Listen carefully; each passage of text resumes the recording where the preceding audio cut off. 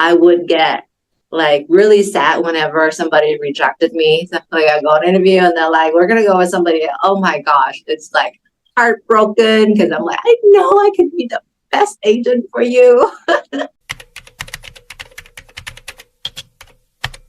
I think it took about, give or take, about 6, 7 months for my first client. I think I signed with Intero in August. And then I essentially spent August to December just studying on the business aspects of real estate. In January is when I start really going out there, doing open house, meeting potential clients, doing more marketing. And then that's when I met a lot of people. And then I closed my very first transaction. It was around July. So actually from beginning till end is almost a year.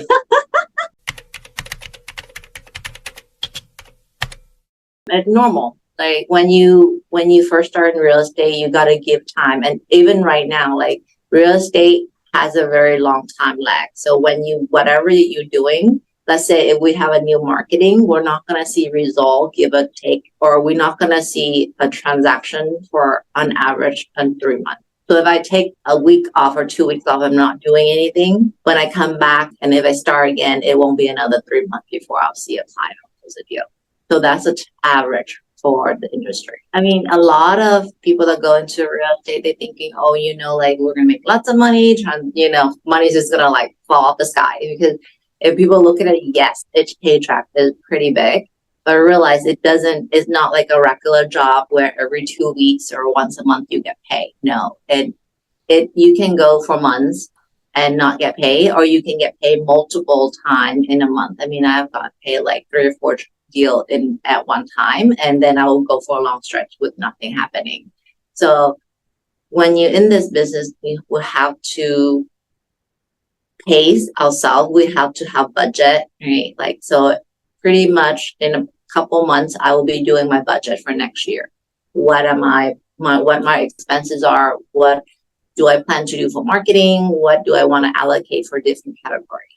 Okay. And then when the funders comes in, when we do close transaction, right, it's important not to take all of that and just spend it all, because that's very easy to do. We got to put it into the bucket to pay taxes. You got to put in the bucket back into reinvesting into the business, and then whatever left is what come out and what for my own enjoyment. But it is very normal. We don't get paid all the time.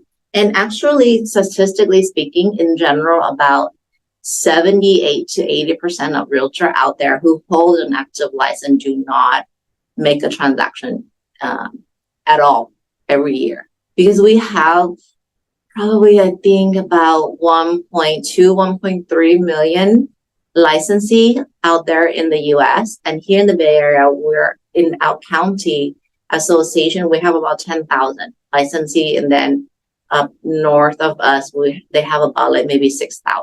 So all of Bay Area together is 16,000 licensee.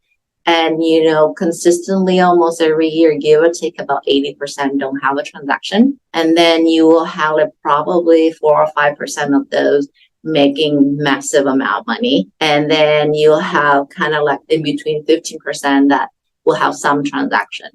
So it definitely is not an easy business. It's not something that you come in and you will make money, for sure. It takes work, it takes dedication, and it takes definitely consistent discipline to continue going out there.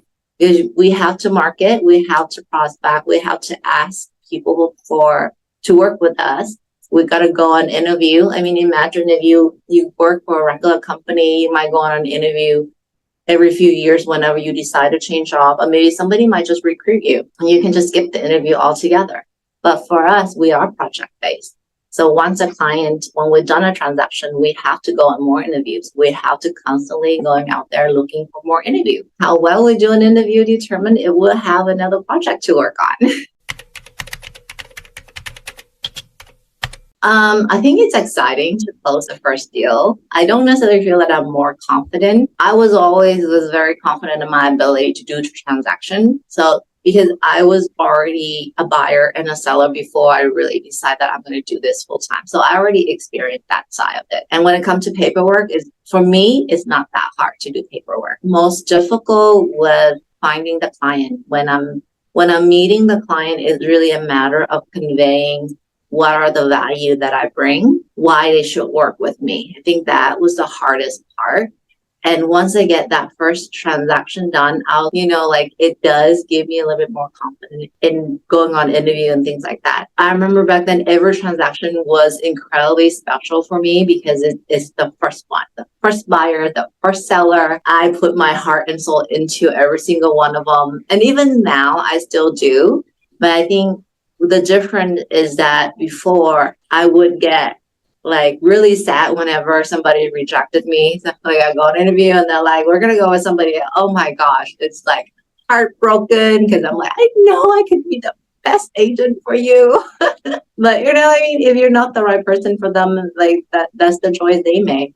And it takes time to overcome that, to be like, it's not personal. Don't get butthurt just because somebody choose, someone else to work with. You're not their cup of tea. It's totally fine. And it take a little bit of time to get used to that. And now with many years under my belt now, I reflect back and I realize the one that are meant to work with you will work with you. So even for a client that potential client that I don't even pay attention to, sometimes I might met them once and they're the one that will call me and ask questions. And sometimes I don't even follow up with them. I just give them whatever. I answer the questions. I give as much help as I could. And on their own, they'll come back to me. And when they're ready, I enjoy that. I really enjoy that aspect.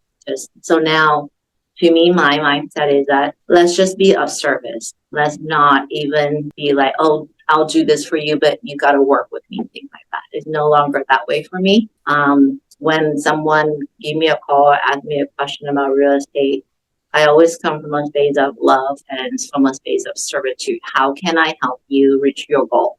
And it's no longer my goal of before I'd be like, I can help you get more money, or I can help you this or that. I was almost projecting what my wish for them is. Now I'm like, no, what is your goal? What are you looking to do? So how can I help you get to where you want to go in the best way possible?